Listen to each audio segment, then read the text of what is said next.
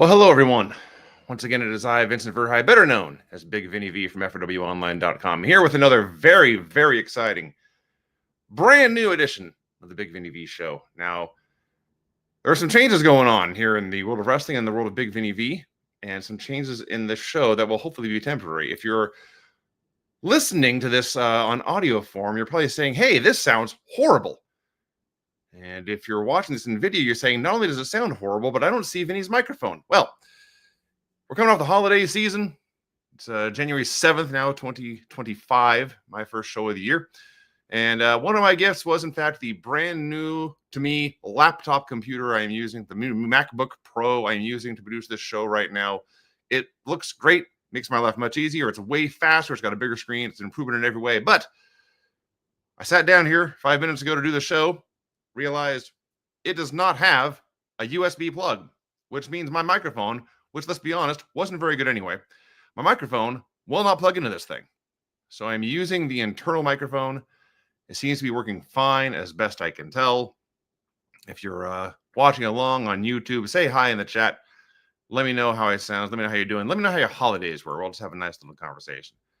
So that is issue one. And I just realized I forgot to make the YouTube video, set it to subscribers only. People are saying it's sounding good. Okay. We'll see how this goes. Step one is complete. You can at least hear me. That's good. You sound a little quiet. Okay, that's not good. That's not good. But there's not much I can do about it, I don't think. Is there anything here in the settings where I can crank up my internal microphone? Audio. Microphone. That's all I got. We'll just leave that alone. Maybe I can automatically adjust my mic volume. That's on there. Let's try. I see an it's fine. That's good to know. We're going to troubleshoot this on the air because I'll be honest, folks, once we get into the meat of the show, you'll find out there's not much to talk about anyway. So I'm going to my MacBook settings, sound, and that's notifications and stuff. Display the screensaver. Where is my microphone? Audio settings is what I want. I see sound, but that just brings up like notifications and stuff. Oh, there it is. Okay, alert volume. Input volume. I can crank that up a little bit. I have just cranked that up to halfway. Is that better? Is that worse? Let me know. I can always adjust that on the fly. So that's what's going on in the world of Big Vinny V and the Big Vinny V Show. We are here today to review an episode of TNA Impact, also the first Impact of the new year. And what a show this was. I see another, it's fine. Everyone's saying shut up about the audio. This is what now you'll know what it's like to work with Brian Alvarez when he's troubleshooting audio on the air. So I watched this Impact 2-hour show. They took a holiday break, a couple weeks of best of. Now they got a couple weeks to build a Genesis, and they're coming off of that holiday break. And they put out a show with a bunch of people having conversations with occasionally sporadic bits of action. It was all right in the first hour, and then things in the second hour just went the total nonstop action most certainly stopped. That's for sure. But that's enough bookkeeping, I suppose, enough tech issues. Hopefully by this time next week, I'll have a microphone that actually works for this computer. I got to go to ye old Best Buy and see what I can find there. Hope you all had a good holiday season. Hope you all had fun times with family and friends, and you're ready to get back to ready for this new year that is now a week old. But what this has to do, what ties all this together, is my conversation about this episode of Impact, and you folks, fine folks who are joining me in the chat. I don't know how the hell I'm going to fill a half-hour show talking about this episode. I just realized I left my the pillowcase on my pillow is radically out of sorts, but nothing to do about it right now. I don't know how I'm going to fill 20 minutes, let alone 30, talking about this episode. There was a few very short, well, not short matches. There were a few matches, not particularly long, but not very many. Lots and lots and lots of talking. Now, my goal for the show, my goal is a half hour. Sometimes it goes 20 minutes. This may go 10. So I'm going to do the best I can to review the show and give you as much quality entertainment as I can. But I may need your help. There may be time for a Q&A when all is said and done. So get your questions ready, your comments ready if you just want to share your thoughts. As I have a massive coughing fit on the air. Yeah, would be an interactive show, an interactive 30-minute episode of the Big Vinny V Show if we can here. One question I will answer right away here from Kywin Rules. Will you ever grow your hair out and wrestle again? I like being married, and my wife met me when I had short hair. And when she saw photos of me with long hair, she was disgusted. So no, I will never grow my hair out again. Plus, it's just kind of a pain in the ass to maintain. I ideally, honestly, I would have it. I'm gonna do for a haircut on Thursday. I would cut it much shorter than I even do, just because it's much easier to just walk out of the house without having to worry about styling your hair, put a hat on or anything. So yeah, the answer is no. I would never grow my hair out again. And the boss put the kibosh on that one, and that's that. But we're not here to talk about me or my lovely wife. We're here to talk about Impact. I watched TNA Impact January 2nd, 2025. Show opens with a Jax Dane memorial graphic. It's very nice. A final resolution recap, and I'm always a big fan of recap videos on wrestling shows. And after this extended break for both of them, for both TNA and myself here, a very, very, very, very necessary recap video. So Tessa Blanchard returned at Final Resolution, laid out Jordynne Grace. Joe Hendry won a four-way match that earned him a title shot at TNA Genesis, which is coming up here on the 19th, I believe, of January. The Hardys beat the System in a tables match that I hated. And Nic Nemeth beat AJ Francis in a very good World Championship match in the main event. That was the results of Final Resolution. They plug the 8 knockout tag main event for tonight's show. We are still in Atlanta. I believe the Classic Studios that hosted Jim Crockett Promotions and WCW for all those many years. It's a great venue for TV. Small, intimate, crowded, packed. Awesome. And then it's time for some talking. Joe Hendry comes out for a promo, talks about Final Resolution, New Year's resolutions, how January 1st, 2013, he resolved to be a pro wrestler and to be the best pro wrestler. He's halfway there. He will fulfill the second half of that resolution at Genesis when he is interrupted by Nemeth. Not Nick. Ryan Nemeth, the Hollywood hunk, interrupts. He comes out, and I've seen Ryan Nemeth wrestle before, and I've seen Ryan Nemeth talk before. But he was clearly doing a new voice here, and in the whiniest, most nasal tone possible. He complains about Joe, says Joe is a gimmick wrestler, a mid-carder. He's tarnishing the reputation of my big brother. He keeps repeating that over and over again. Makes it very, very clear he is proud to be in the shadow of his big brother, Nic Nemeth. Crowd is giving him the what treatment like it's 2001. He's leaning into it, feeding it. It builds and builds. Says Joe Hendry, you are not a hero. You are not a main eventer. You're a mid-carder and a snake. I don't trust you. And more importantly, my brother doesn't trust you. So Joe has a wacky story about how he couldn't sleep and he went to the doctor to be treated for insomnia. And the cure for insomnia was to watch the Ryan Nemeth comedy special, which I did not know existed. So he actually did Ryan a favor here and plugged it in case anyone watching this show thought maybe I'll go watch this Ryan Nemeth comedy special. If even one person says I want to watch to see how bad it is, that's one more person who watched it that would not have otherwise. If I'm a mid-carder, you're a janitor, go mop the floor and get me a cup of coffee, Joe says to Ryan. So Ryan says, look, if I didn't have a match against Rhino later on this evening, I'd take care of you right now. Joe asks the people, do you people want that match later or do you want it right now? And they'll say, yay, right now. And so they make it official. It is Ryan Nemeth versus Rhino. I will say this promo segment was the most entertaining Ryan Nemeth has ever been. He was a quality geek. And he's obviously the geek in this Nemeth brothers relationship. And he's just embraced it and dove into it. He's a high-level geek right now. So it is Rhino versus Ryan Nemeth. Conveniently, Rhino was in his gear, all soaked up and ready to go with the hair slicked back and all that. Matthew Raybould is on commentary saying Joe Hendry does not have the authority to book matches, and Hannafin explains he didn't do it. Santino, the director of whatever his commissioner role, I forget the title, the director of authority or something, he is listening backstage. He agreed to do this match officially right now. So yes, it is Rhino versus Ryan Nemeth. And Rhino beats his ass for a long time. He stops to taunt on the floor, which lets Ryan recover, shove him into the post for the heat. They do some stuff. Rhino hits a TKO and makes his comeback. Ryan cuts him off and grabs a chair, gets into the ring where Rhino takes away the chair and smacks him with it, and that is a disqualification. and I was baffled. You're doing a DQ in Rhino versus Ryan Nemeth? Was the world begging for a Rhino versus Ryan Nemeth program? It turns out this did lead to something. There's a cause and effect to all this, or effect and a cause, I guess. But it sets up something later in the show, but I was very confused. The match was fine. It's a 5-minute TV match with a DQ finish. Gia Miller interviews Jordynne Grace for some talking. She says Tessa Blanchard took her ball and left TNA. Now she wants to come back and say this is her locker room, and I am the one who built this locker room.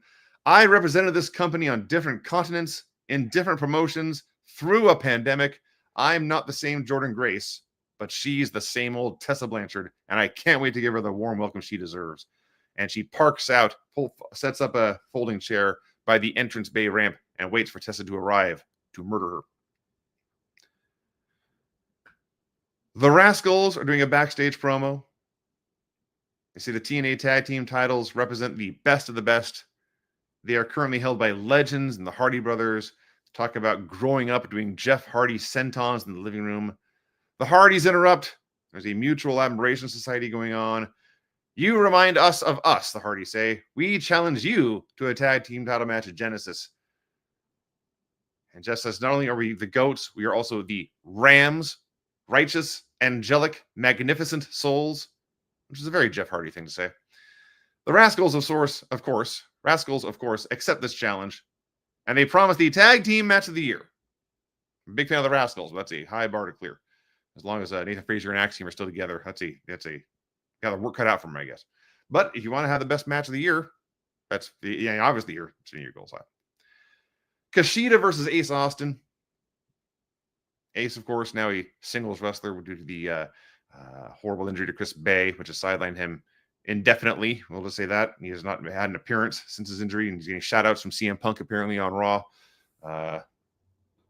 Sad situation, but Ace moves on as he does here. So they had a very, very fun match. There was a point here where Hannafin said this match was being wrestled from the neck up, and he was totally right. As physical and athletic and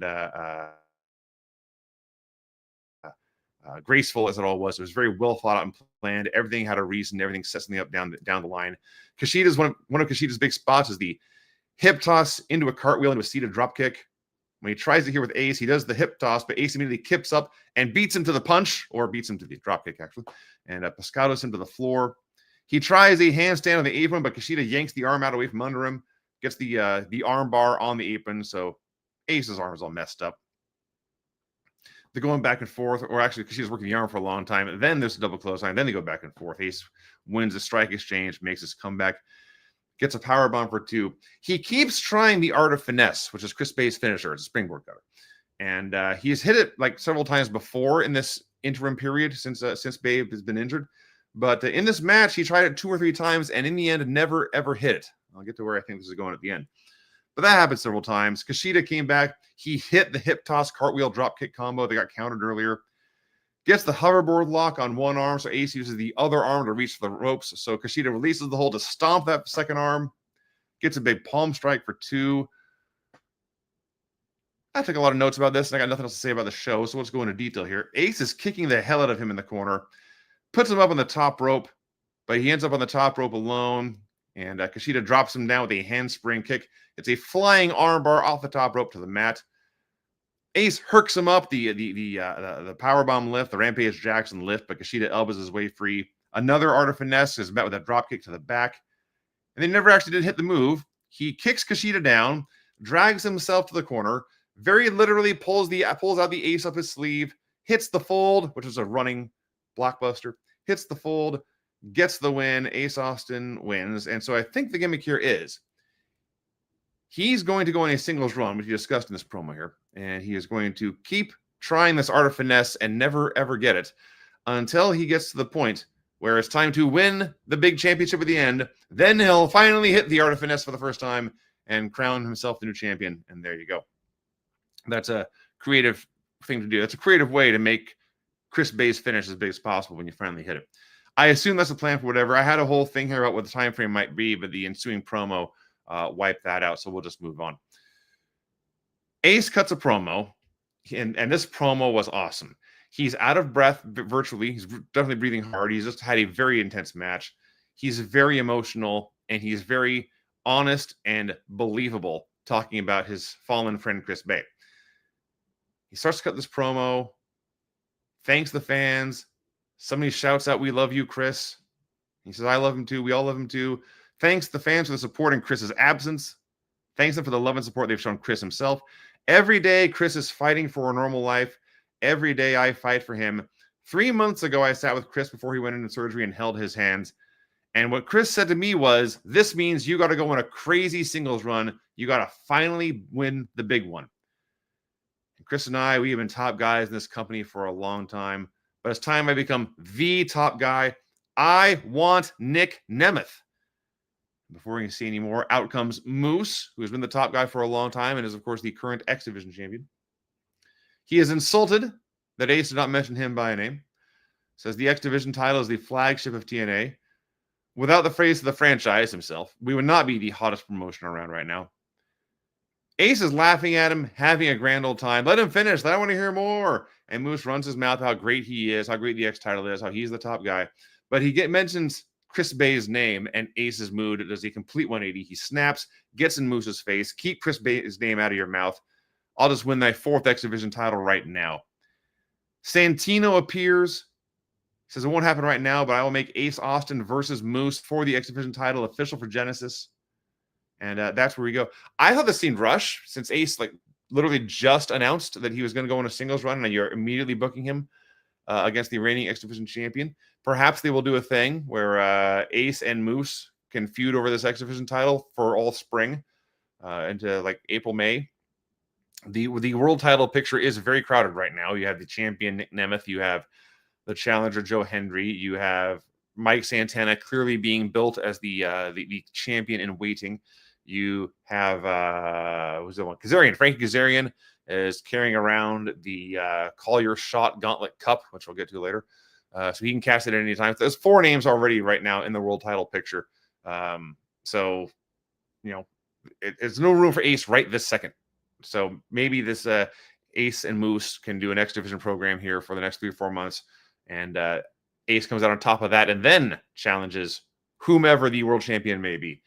But it seemed, we literally went 2 minutes from I am going on a singles run to you are booked for the X Division title. A title he has won, of course, many times. So nothing new there, but it would make it a good stepping stone.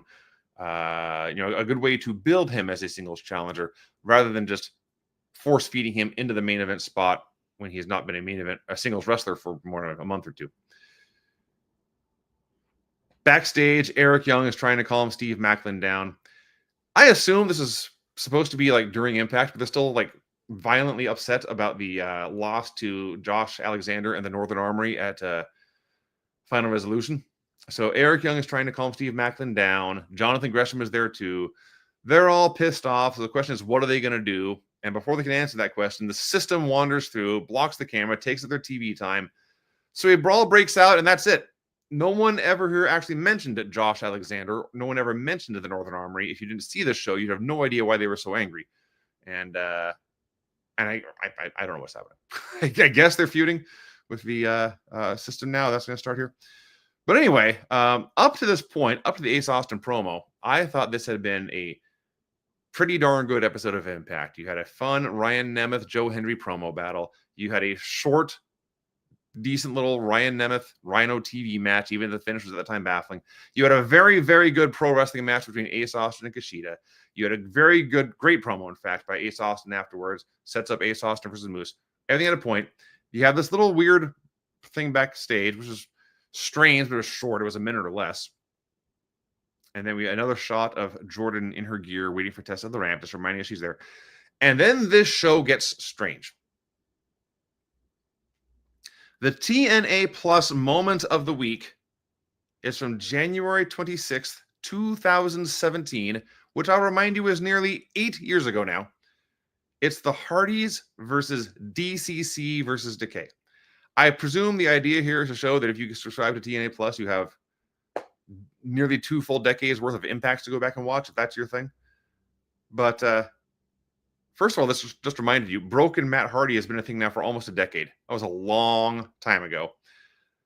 Decay at this point was Crazy Steve and Abyss with, I believe, Rosemary in the corner. I have no idea what the DCC is, but in this match, it was Bram teaming with Eddie Kingston, of all people, with James Storm in their corner. It's a three-way tag match for the X Division, for the tag team titles. It's a six-sided ring with blue ropes.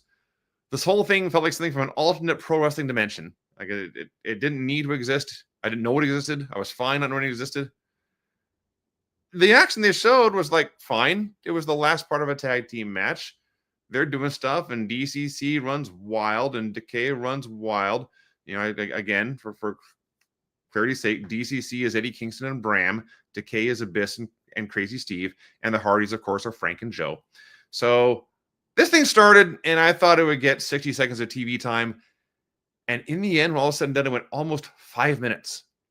Just 5 minutes of precious TV time devoted to showing a random, nothing happening, pointless match from 8 years ago. And they do some stuff, and Crazy Steve missed Eddie Kingston. Broken Matt hits the twist of fate and wins. They retain the titles, and we go on. Why?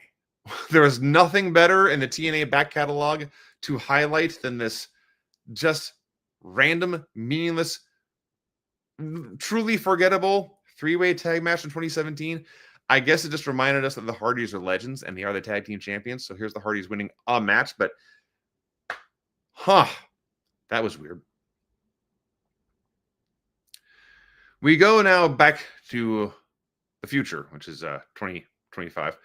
We are in the trainer's room where Nic Nemeth is, Ryan Nemeth, I must clarify. Ryan Nemeth is screaming and moaning and wailing after taking one chair shot to the back, making sure everyone knows my brother is not going to like this. Rhino hit me really hard. He starts making fun of Rhino. I'm the man beast. I can't wrestle with young guys. I had to use a chair. And of course, Ryan is the one who brought the chair into the ring.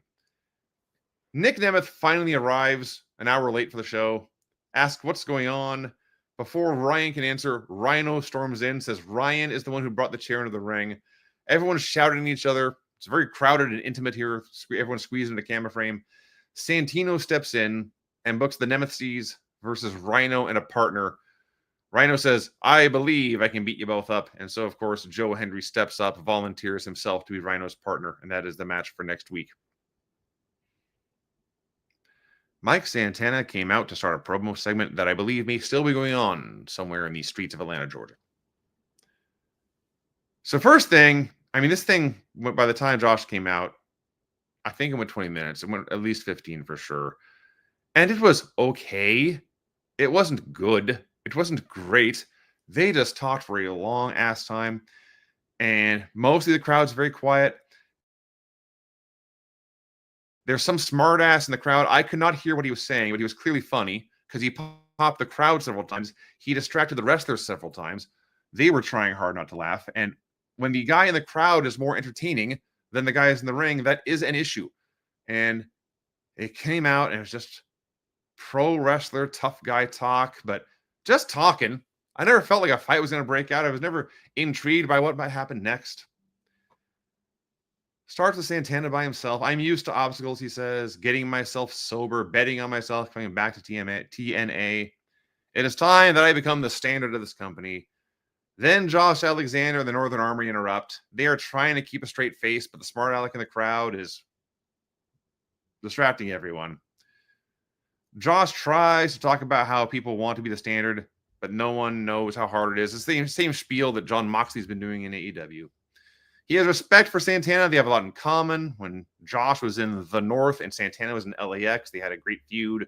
But the North beat LAX out of the company, went on to become the longest reigning tag team champions in TNA history. And what have you done since leaving? Nothing. 0 belts, 0 titles, 0 championships since leaving TNA. I won the TNA title from Christian Cage. I lost it before I could put it around my waist, but I didn't whine. I went on. I beat Minoru Suzuki. I beat Bronson Reed. I beat all these other killers. I became the standard of TNA. And as long as I'm in TNA, you will never be the guy. Those are chilling words, in fact. So Santino accuses him of sucking up to the guy with the pension. He mocks his bald ass head. The crowd goes crazy, starts to chant bald ass head, bald ass head. That was their favorite part of the entire promo. And finally, Mike says, I can beat all three of you guys. In fact, I'll just beat all three of you in one night, and challenges them to a gauntlet match for next week. It wasn't bad.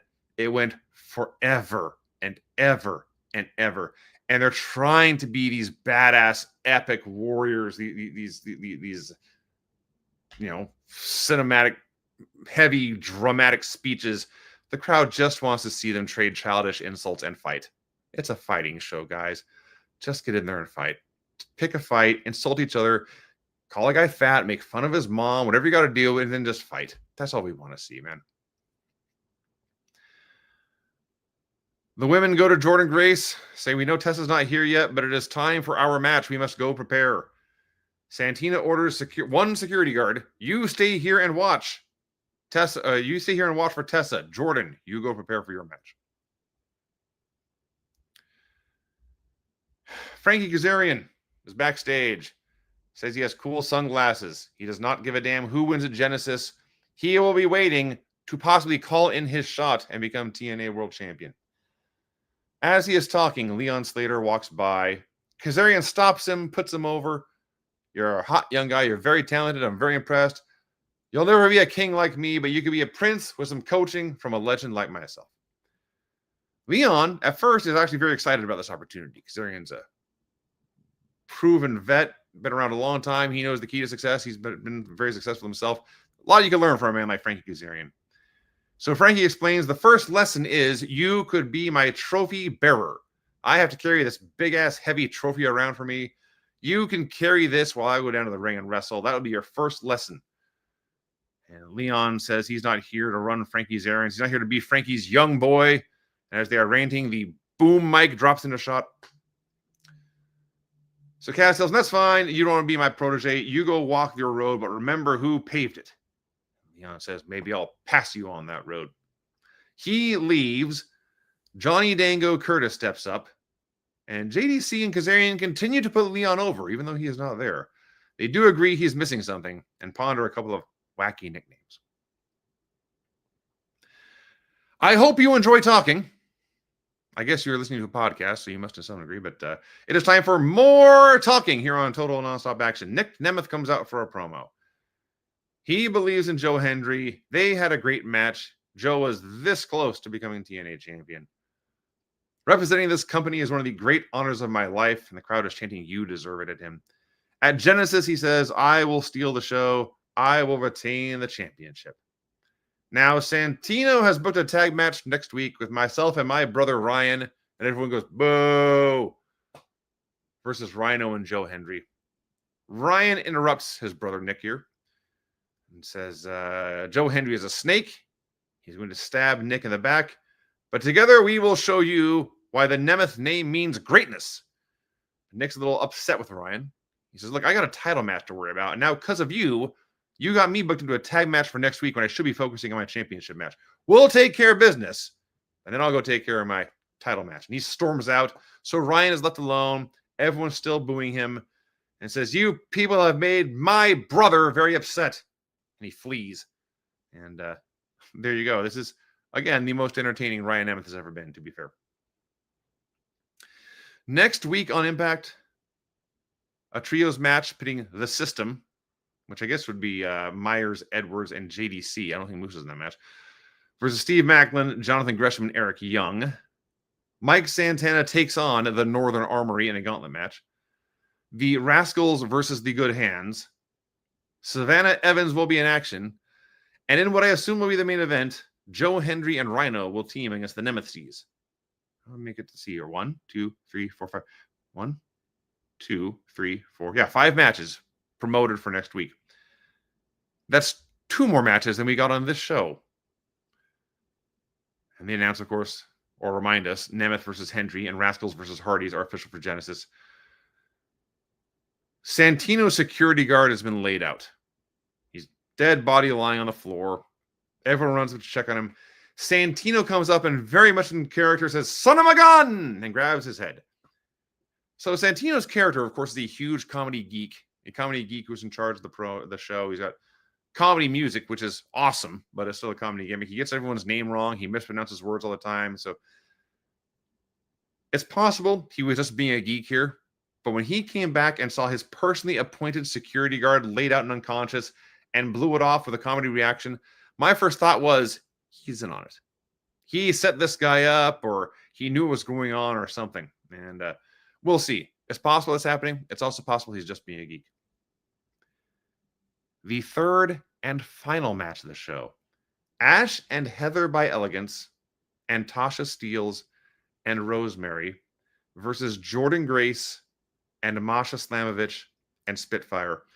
By the time the bell rang, we had gone more than 40 minutes of TV time between live wrestling matches. I went back and checked. That's not an exaggeration. It was like 41-28 or something. And that's I'm watching this on TNA Plus, so the commercial breaks are edited out. If you were watching this on real time on Access TV, it was close to an hour, I bet, but in between actual live wrestling matches on a 2-hour show. That's not ideal. That's not ideal. Then, after all that wait, they wrestle for 4 minutes. We get a 4-way suplex spot. Spitfire hits dive. We go to commercial. We waited 40 minutes for wrestling. We got 4 minutes in the commercial break. They do some stuff. Spitfire do a long delayed suplex with Ash by Elegance, and like they do a double squat with her, and they suplex her. And it's supposed to be this, like this big power spot. I'm like, there's 2 of you. You have good timing. You didn't drop her. We didn't have one of you to drop for the squat early. The concierge distracts Jody. Ash cuts her off. We get 5 minutes of chin locks and other first year of wrestling school stuff. We go to a second commercial break. 5 minutes in. Again, to repeat, 40 minutes and nothing. 4 minutes of wrestling, commercial break. 5 minutes of wrestling, commercial break. They squash Jody, cut her off forever and ever. She fights off Rosemary. Finally, a hot tags Jordynne, who, through sheer force of willpower and talent and greatness, tries very hard to single-handedly save this show, and she almost did. She's really great. It's like, after watching what had happened in the rest of the show for the past hour, especially the past 10 minutes, and then watching her here, it was like I had my thing in fast forward. Like my DVR was screwed up, my computer monitor was screwed up. So she runs wild for a bit, gets the Vader bomb. Tasha breaks that up. Masha tags in. She is still the Knockouts champion, in case you've forgotten. She gets to run wild. Leads to a parade of big moves and high spots, and the Spitfires and the Elegances are brawling on the floor. Tasha drops Jordynne with a cutter, turns around, walks into a Masha Slamovich super kick. Masha hits the short pile driver, the Storm Zero, gets the win. And so, yeah, Masha wins. This is a house show match with a few hot minutes tagged down at the end. So the baby faces are all celebrating side by side, arms in the air. When, of course, Tessa Blanchard zips in through the ropes, tackles Jordynne Grace, and puts the beat down on her. I assume that the Elegances and Rosemary were supposed to attack immediately. They did not attack immediately. So Masha and Spitfire are standing there looking shocked for like 10 seconds. And you can hear fans screaming, "Help her!" As poor Jordynne's being laid out and woman handled by Tessa Blanchard on top of her. Finally, the attack. Rosemary mists Masha in the face. Tessa Blanchard beats Jordynne's ass, drags her backstage, wraps a duffel bag handle around her throat, drags her down the ramp, tells her to stay out of the building, locks the door behind her. "I'm taking my locker room back," she says, and storms back up the ramp. And we see the Elegance crew celebrating with the Knockouts tag belts in the ring for 4 seconds, and the show ends. So, at least of the 8 women involved in that match, 7 of them now have an obvious program going forward. I don't know what they're going to do with Tasha, but Rosemary spat mist in Masha's face, so I'm sure she'll be the next challenger, and the Elegances will challenge the Knockouts for the tag titles, and obviously Jordynne and Tessa are doing their thing. So it had a point when all was said and done, but it wasn't great. There was 1 very good match in the show, 2 fine matches, a whole lot of talking. That was a pro wrestling show for people who hate pro wrestling, is what it felt like to me. There's just so much talking in that program. Somehow, I have gone 35 minutes. I don't know how I managed to blabber on that time without saying much of anything. So I asked you guys to throw in questions and comments. If you got any more, go ahead and throw it up in the YouTube chat. I will filter through. We've gotten a lot of comments here, mostly because I forgot to set the video to members only, so some of the comments stink. But I'll ignore those and move on with lots of comments on our microphone. Sounds quiet. It's fine. Sounds good. The hair question, I asked that already. Brandon Charles Powell, maybe Joe will finally win a championship. Maybe. I would be very surprised if, in fact, I'd be stunned if Joe did not win that TNA championship and then did not appear as TNA champion in the Royal Rumble later in, I think it's actually in February this year, but it's a few weeks after Genesis one way or another. And I'd be stunned if that didn't happen. Nathan Carter, Rhino. We're still doing Rhino matches in Big 2025. We certainly are. And he looks like Rhino's dad now. He's fine. He's not main eventing. He's working with the world champion, I suppose. But it will be a 5-minute tag match, maybe a little longer, and Joe can do more of the work. But it'll be just fine. Kaiwan Rule says, I love Rhino. So there you go. Brandon Charles Powell. I remember DCC being a thing. So you're the one. You are the person who remembers DCC and a big fan of that. Kaiwan Rules. I don't understand the hate on Nick. I think Nick's been very successful as TNA champion. I know business has been great, and you can chalk that up to Hendry probably as much as anything else, but he's been a very good main eventer. He's had a great match with Josh Alexander, had a great match with AJ Francis at the last Astros. That was a very good match he had. Had me convinced that AJ Francis is going to be a TNA world champion by the end of this year now. If he can perform like that consistently, and it wasn't just Nick pulling a miracle, which is possible. But I've seen Nick have a lot of matches. They're not all that good. He's not a he's very, very good. He's not Kenny Omega, just to name one person. Brandon Charles Powell, is Nick still kind of a babyface? Is he going to turn heel? Nick's 100% babyface. He's got a little arrogance to him about how great he is and how many women he can steal, but he is 1000% a babyface, except I guess they have been doing the thing where when he is in trouble, John Layfield appears out of nowhere and clotheslines people. Which kind of comes, it's been like 6 months now. It's happened 2 or 3 times. And I guess that needs to be blown off somehow. Maybe, I guess he could cost Joe Hendry the title. Or they cost Joe Hendry the title last time. So I don't think they would do that twice in a row. I don't know. I guess there's still the John Layfield connection with Nic Nemeth to pay off. Maybe that'll happen sometime after Genesis. Would you say Santino is doing a better job than Ava? Yes. 100% yes. His decisions, the character's decisions, are all like totally, for the most part, totally fine and logical. I understand why he's doing and what he's doing. And if I were in his situation in storyline, I would do, for the most part, the same thing. Ava, it just makes no sense. And worse, there's not even like an internal logic with Ava. She will rule one thing one week and then contradict herself the next week. The Heritage Cup match, she allowed the match to change, the title to change hands via DQ week 1, and then a week later just changed her mind. This is a horrible GM. This is an inconsistent GM. Joe Hendry seems like he wants to go to WWE. I'm sure a lot of people want to go to WWE. More importantly, they seem to want him. And he frankly, he's a perfect WWE guy. He's a great entrance. He has a good talker. He does a lot of comedy. He'd fit in perfectly there. And I'm sure he'll end up there sooner or later. I don't know. I'm not privy to the details of his contract and when exactly he's available, but I would be, like I say, stunned if he was not in the Royal Rumble as TNA World Champion. And what happens after that is, I guess, up to everyone involved. But I would, they got a lot of TV time to fill. They clearly, based on what I saw about the Netflix debut, they like to have guys talk a lot and entertain a lot and sing a lot, and he can do a lot of kind of things, all those kind of things. So I'm sure he'll be there sooner or later. Corey, yes, did you watch Raw? I did not. I watched the cold open video on Netflix. I watched the Hulk Hogan reaction and had a good hearty laugh, as most of us did, I believe. And that's all I saw. I saw a few highlights of Seth and Punk, but based on what I read, it felt like people basically said it was a typical episode of Raw with more spit and polish on it. And so it's fine. Raw's very successful, obviously. So there's no reason to make huge changes to a show that's doing very well. I'm not going to watch it, but other people will. Okay, we got here. King of Hueco Mundo. Talk about the NJPW. What's commentator? That said a lot of negative stuff about Tony Khan. So if you watched Wrestle Dynasty, if you didn't watch Wrestle Dynasty, Jesus Christ, go watch Wrestle Dynasty. That show was awesome. One of the all-time best matches I ever saw between Kenny Omega and Gabe Kidd. Chris Charlton was throwing all sorts of dirt on AEW, and I am 90% sure that he was playing a character and telling a story and got carried away.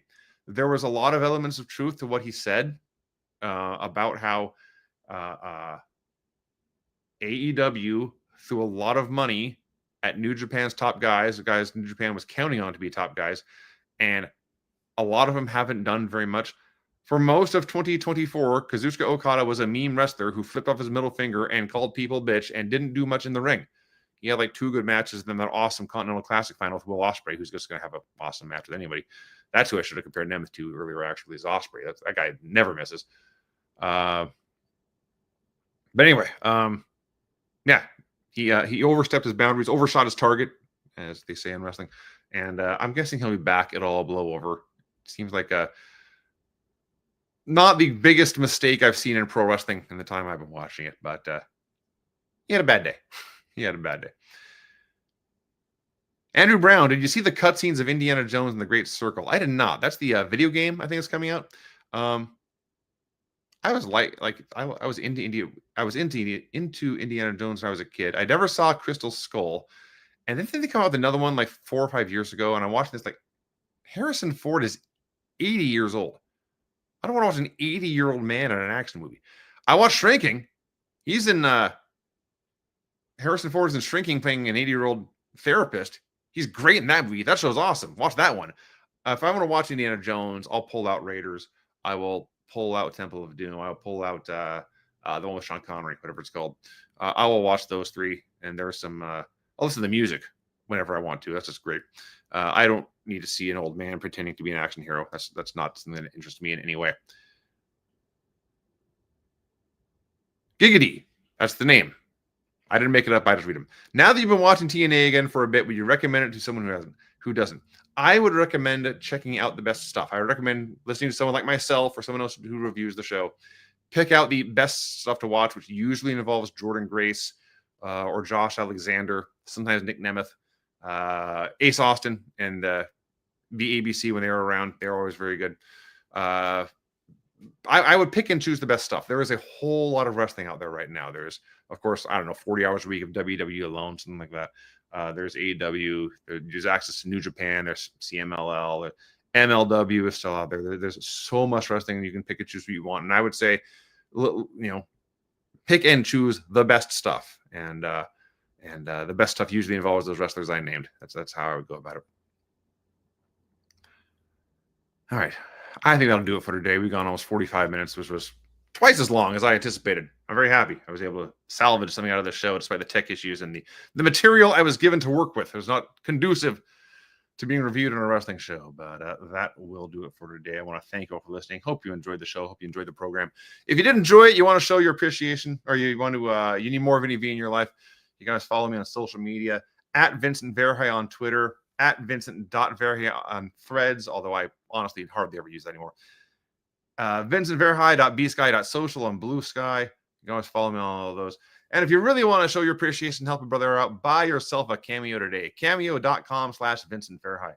Within reason and for a small fee, I will say anything you like. I will wish you a happy birthday. I said that the other day. Happy anniversary, happy promotion, happy divorce. I will bury your enemies. I will bury your friends. I will sing karaoke. I will give you life advice. I will give you dating tips. I will give you a pep talk. These are all things real human beings have paid real money to have me do.